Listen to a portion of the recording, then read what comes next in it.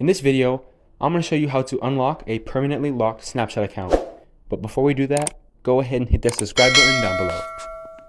So for this, you can go to Snapchat and go to the help page, or you can search it up on a web browser. My Snapchat account is locked. From here, you'll be brought to a support page. It will give you a list of reasons on why it might be locked. If it's temporary locked, it will be unlocked in 48 hours or 2 days. But these basically explain why your account might be locked and errors in your account. Maybe you thought it was a bug in it. So just look through these and choose the one for you. So you can still unlock your account by requesting them to look at it. So you can submit a locked account appeal. Basically, it will send your account to Snapchat. They will search it for bugs or anything that you've been doing wrong. And if it was just a mistake, they will unlock your account.